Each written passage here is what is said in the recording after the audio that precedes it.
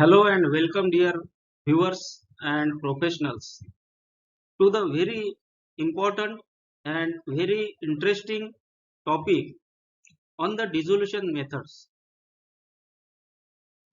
Differences and similarities between dissolution methods is the core area for the video, and in this video I am going to cover the methods which are in monograph, in-house methods, discriminatory method, biorelevant methods, and QC release methods.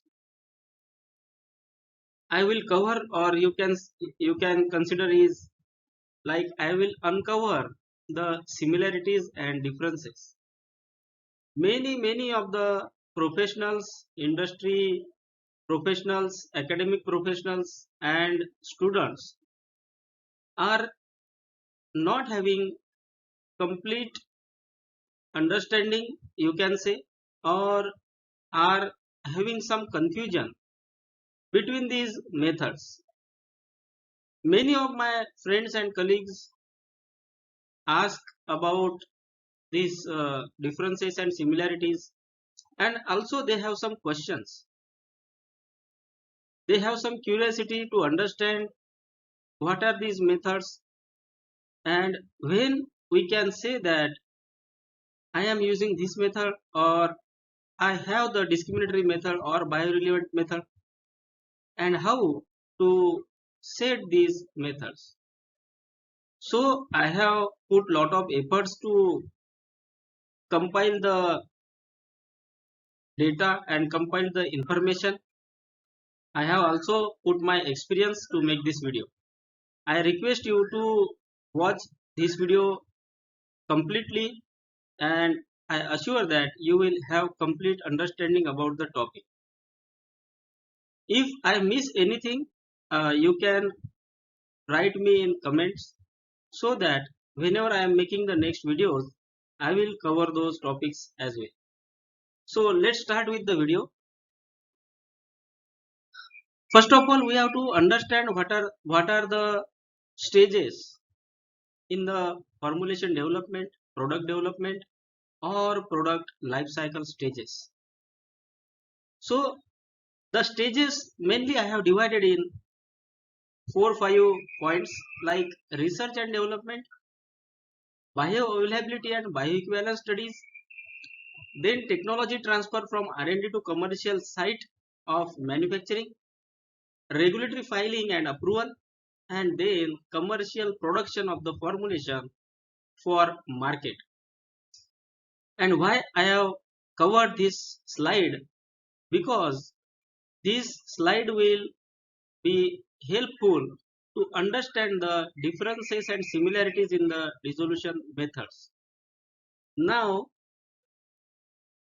the dissolution methods I have taken here as an example or covered, like monograph dissolution method, in-house dissolution method, biorelevant dissolution method, discriminatory dissolution method, and QC dissolution method. So let's see one by one. So first is monograph dissolution method. So in monograph dissolution method, the monograph gives you clear information about the dissolution testing. It gives the dissolution apparatus parameters, media volume, and the Q point.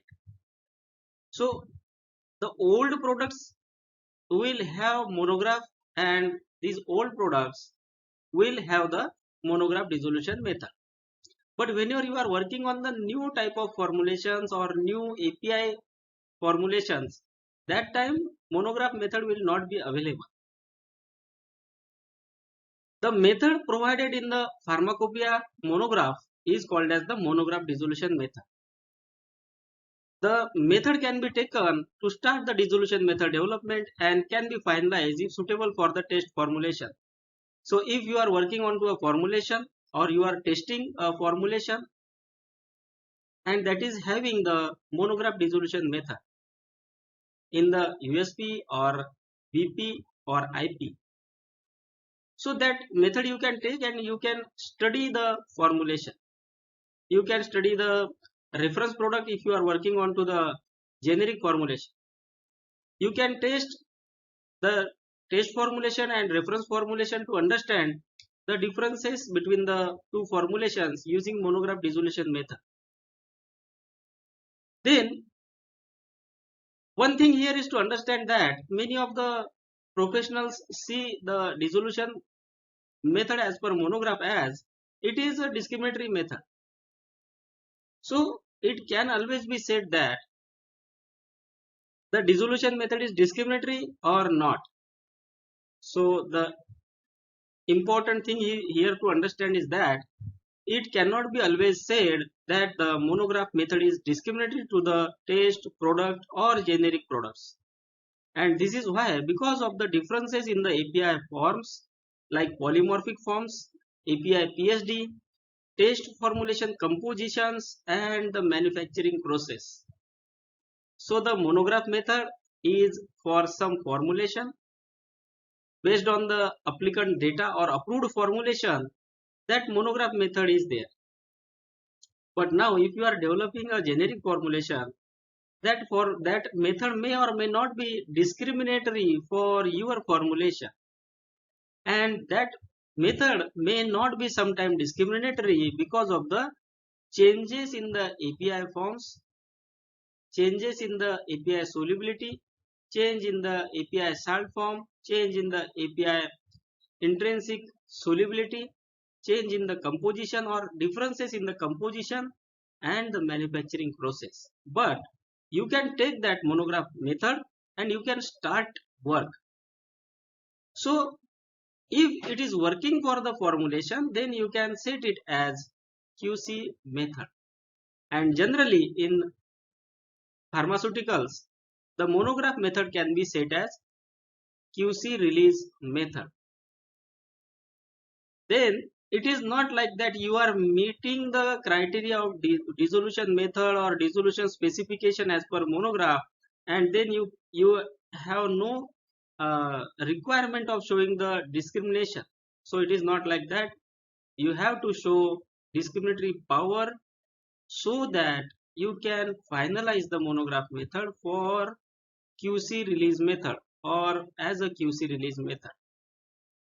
For example, I will give you, if the USP monograph is there or some other pharmacopoeial monograph is there which says or which gives the information on Q point like 80% release in 45 minutes, and if your formulation shows more than 85% release or 100% release in 15 minutes, then it is not like the regulatory authorities will directly accept this. Regulatory authorities will give query that you show your discriminatory power for the dissolution method or demonstrate the discrimination for your formulations and the dissolution method, though it is a monograph method. And this is why, because the dissolution specifications are required to be set based on the bio study batch. So directly you can take the monograph method and apply to your formulation or product, and you can set it as QC method, but it is not like that. It doesn't require discrimination. So always have understanding that monograph dissolution method will require discriminatory power to be demonstrated if finalized as the QC method. Then it requires the validation. So some work will be less if you take the monograph method, like selection of apparatus or selection of speed. That work can be less, but validation will be required, and you can say that partial validation will be required. For some time, if the changes are more, then you will have to provide the full validation. Also, though the monograph method is there and you are using it, still you have to show sometime the dissolution parameter selections also.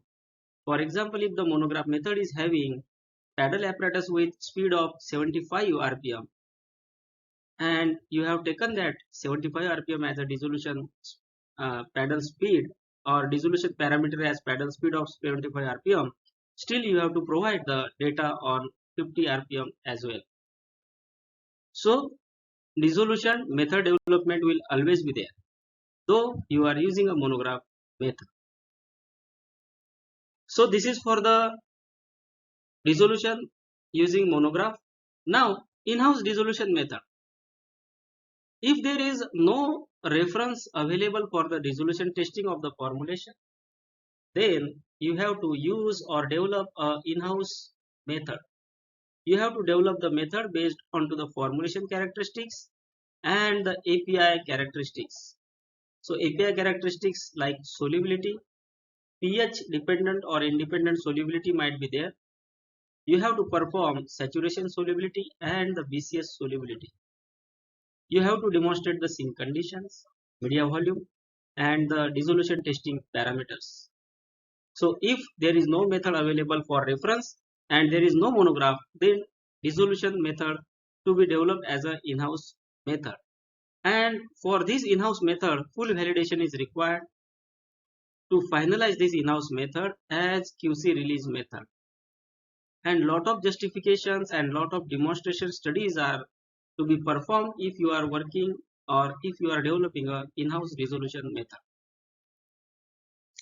All the dissolution conditions, parameters should be justified based on the dissolution data.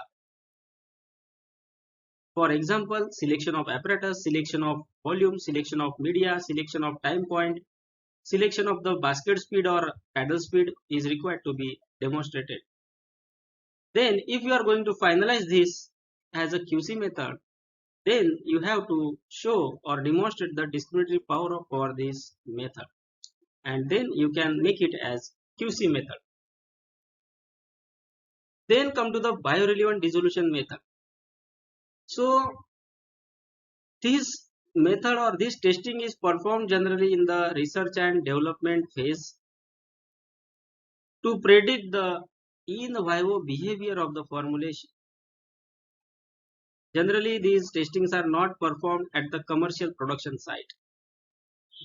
Test for dissolution, which involves the biorelevance testing, are to predict in vivo behavior of the formulations and to have IVIVC, that is in vitro in vivo correlation based on to the in vitro dissolution conditions and testing.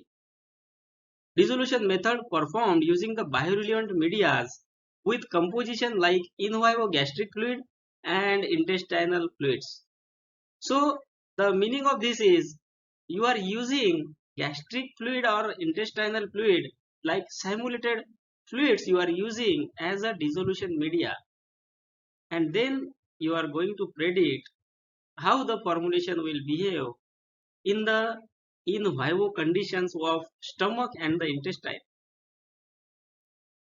These studies are performed to have understanding about the formulation behavior along with the reference product if you are working on generic formulation in the in vivo conditions.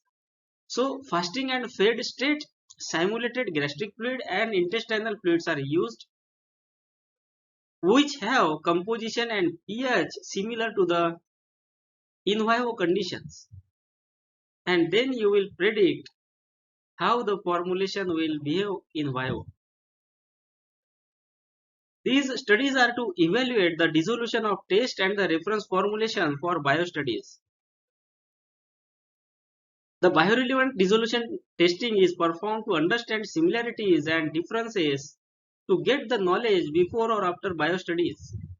So if you are going for bioequivalence studies or bioavailability studies of the different formulations, then that time biorelevant dissolution method will serve as a gate or stage gate to select the best formulation or suitable formulation. so that your bioequivalence or bioavailability study will have a chance of failure, that is less chance of failure. So many of the times these biorelevant dissolution testings are performed to screen the formulation for bioequivalence studies, and this screening is based on to the similarity and differences to the reference formulation. Generally, this testing is done in the research phase of the product development, and in this phase, dissolution is performed on multiple points. That is, multi-point dissolution profiling is done. Like for IR formulation, like tablet or capsule, the time points will be 5 minutes, 10 minutes, 15 minutes, 20 minutes, 30 minutes, 45 minutes, 60 minutes, and for sometimes it may be up to above 120 minutes also. There are chances that the dissolution or release may or may not be complete. It may be with higher RSD values, but still these values will give you good understanding about the formulation behavior. If you select one formulation for bioequivalence study, you can perform the dissolution with fed conditions and the fasting conditions, and you will get understanding about how the formulation responses to the changes in the media composition and the pH. The dissolution testing performed without biorelevant media may be sometimes biorelevant method. Discriminatory method may be biorelevant method. So please understand these things, that not only the biorelevant testing will serve as a biorelevant method, but sometimes for some of the formulations you can have a biorelevance with the use of medias which are not having the composition similar to biorelevant medias. For some of the formulations, for example, you can have a good biorelevance with 0.1 normal HCl or 4.5 acid buffer or citrate buffer of pH 4 or 5 or phosphate buffer. That can also happen. Then discriminatory method may also be a biorelevant method. So that also can happen. Some dissolution method carried in specific media pH may be biorelevant. But whenever you are going to perform the bioequivalence studies for first time, that time biorelevant dissolution medias are recommended and generally used in the research phase. And if you have data of bio studies, and then if you compare these uh, bio study batch dissolution data, then you can predict that that the multimedia media of, for example, pH 4.5 is having some relevance. So that can happen.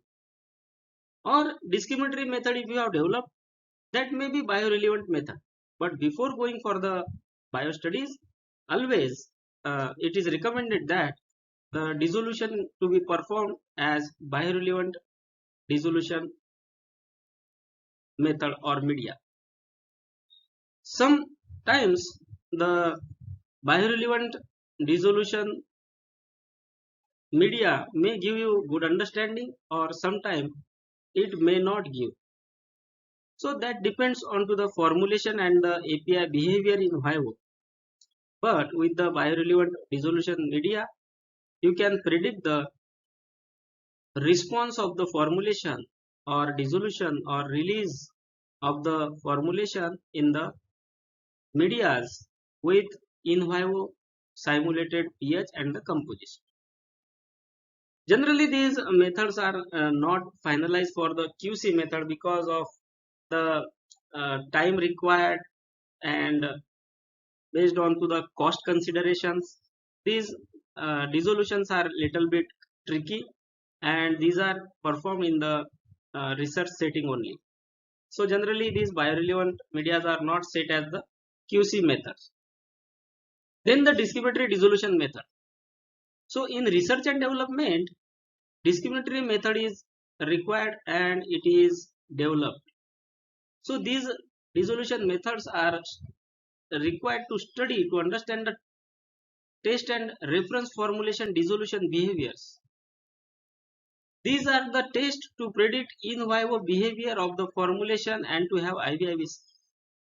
So here understand that not only the biorelevant media but also the discriminatory dissolution methods can give you good understanding about the in vivo behavior of the formulation.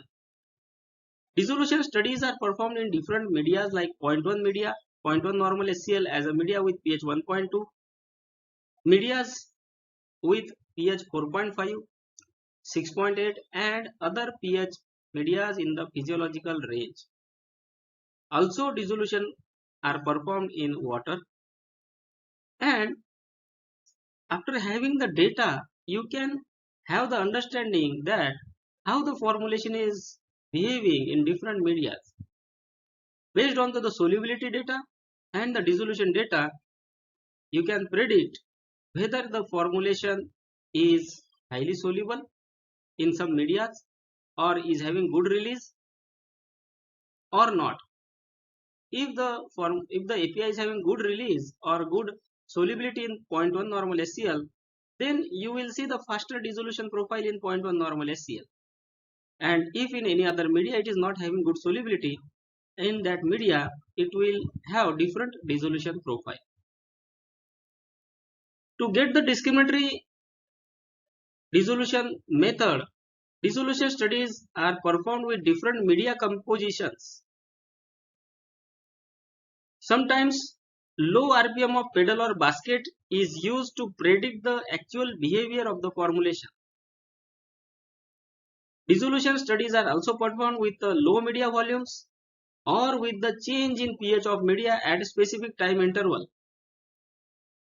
And these all the studies of dissolution are performed based onto the formulation type, so that there should be there will be understanding about the formulation behavior.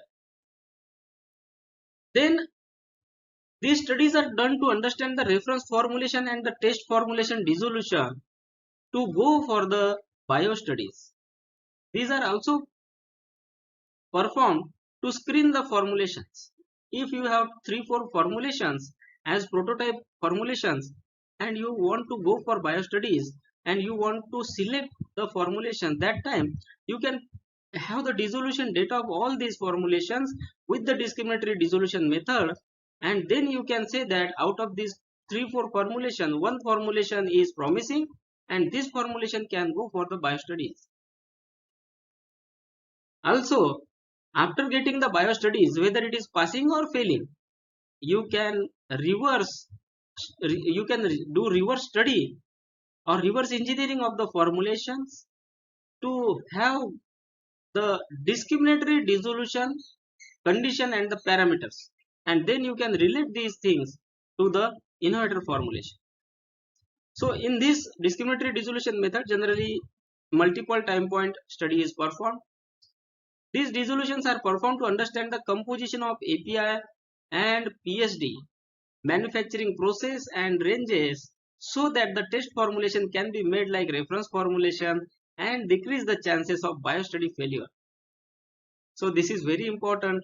If the reference formulation is having a release of 100% in 15 minutes, and if the test formulation is not having, that time if you have discriminatory dissolution method, then you can work onto the particle size or binder or some manufacturing method, so that you can make your formulation like the innovator formulation. But all these things can happen if you have the discriminatory dissolution method in your hand. Sometimes only media can be a discriminatory, sometimes some pH conditions, sometimes volume of the media can be discriminatory. These testing are performed, and sometimes these methods may be over discriminatory, like very small change can be reflected as a bigger difference in the dissolution profile. So that is very important to understand. Some of these dissolution testing conditions may prove to be biorelevant after biostudy results. So, as I mentioned that discriminatory dissolution methods are developed in the research phase to understand the product behavior and also to decrease the chances of bioequivalent study failures. Now coming to the QC release dissolution method. Till now we have seen the monograph method, in-house method, discriminatory method and the biorelevant method, and now come to the release method.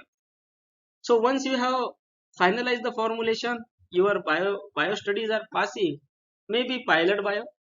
So based on that, dissolution method is set, and this method is used in the technology transfer phase for scale up and exhibit batches for regulatory filing and for the commercial phase. So QC release dissolution is performed in the QC lab, quality control lab, and this dissolution is given onto the product COA. This method and the specifications are finalized after the complete stability studies and the product approval. QC method, dissolution condition, parameters and specifications should have discriminatory power as per the regulatory guidelines. So now understand that discriminatory method you have developed in the research phase to decrease the chances of bioequivalence or bioavailability study failure. All the studies are performed and now the product is ready for the technology transfer or the product is in commercial production. So that QC method which is used to release the formulation in the market, that method should have the discriminatory power. And what is the discriminatory power? What is the discriminatory dissolution testing? The simple meaning is that it should discriminate or it should pass and fail the batches based on the batch behavior.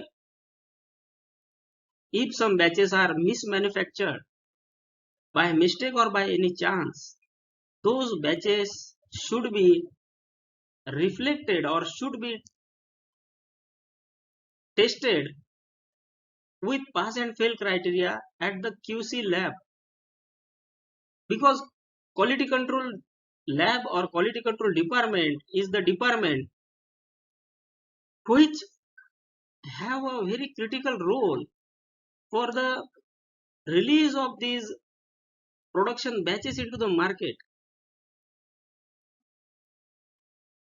The dissolution which is performed in the QC lab or QC release dissolution method should be performed with the standard dissolution parameters and the conditions. Then QC release method should be simple to operate and easy to understand. It should not be more time consuming. If the dissolution of any formulation is completed within 15 minutes, then the QC release dissolution should not be run for 30 minutes or half an hour or 45 minutes or 1 hour, because it will be a time consuming. So always consider that the QC release method is to be performed in QC lab. So cost consideration should be there and it should be easy to understand and operate. Then method for quality control and the batch release to the market. And now we will come to the discriminatory power. So the QC release method is required to be discriminatory to batches which may not be bioequivalent or which may be bioinequivalent. And how this is done?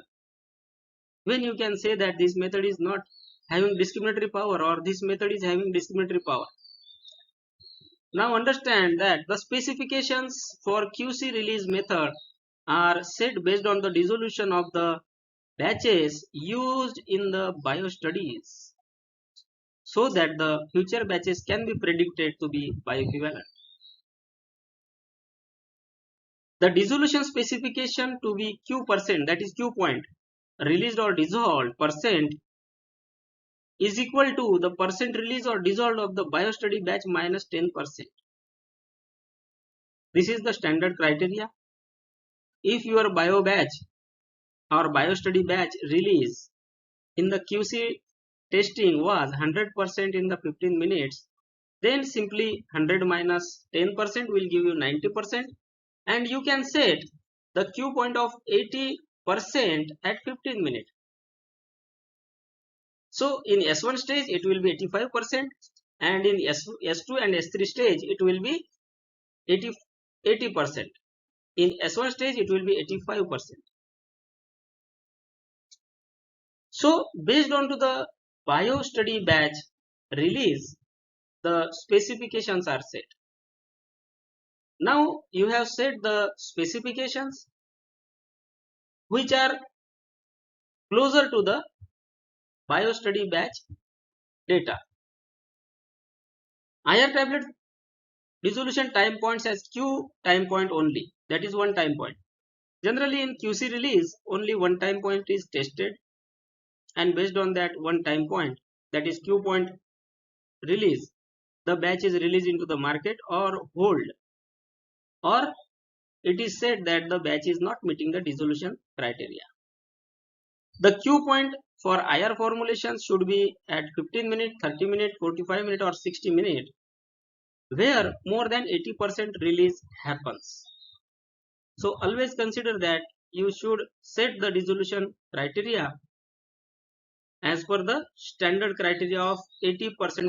Now we will see what is discrimination and how you can say that the method is discriminatory or not. So the QC release dissolution method should discriminate the batches manufactured with changes in the critical material attributes, critical process parameters, which are outside the studied and finalized range and the limits.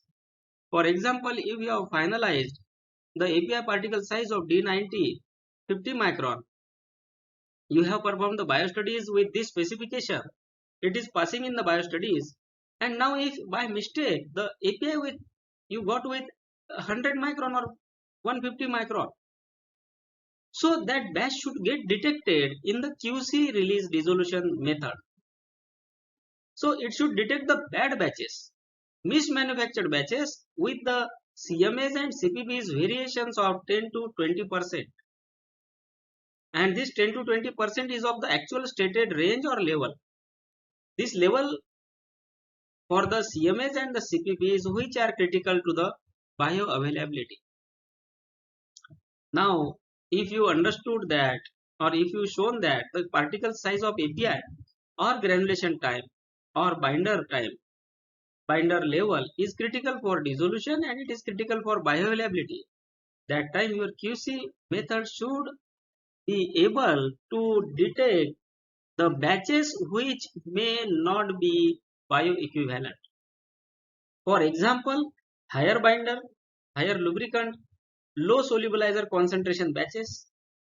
This may happen in the production setting sometimes due to mistakes or due to some errors. So those mismanufactured batches should get detected by the QC release dissolution method. Example of CMA of particle size. PSD limit is D90 of 50 microns specified based on the bio studies, and then the batch is manufactured with, for example, PSD of D90 of 100 microns. Then the QC test should be able to detect any failure or by failure in the dissolution of the batch which is manufactured with, or if the batch is manufactured with API of PSD D90 of 100 microns, it should fail the dissolution. It should give the lower side release or it should give the failure in dissolution, so that the product can be understood and studied where that mistake has happened, and also it will be understood that if the batch is released in the market, that batch may not be bioequivalent to the actual biostudy batch. Then example of CPP of compression force, granulation time, lubrication time for the tablet formulations. Then hardness outside the studied and finalized range and the limit, higher granulation time, lubrication time, and any parameter that can be having the effect onto the bioavailability should be considered. And if the batch is manufactured with the parameters outside the stated ranges, then QC method should be able to detect those batches.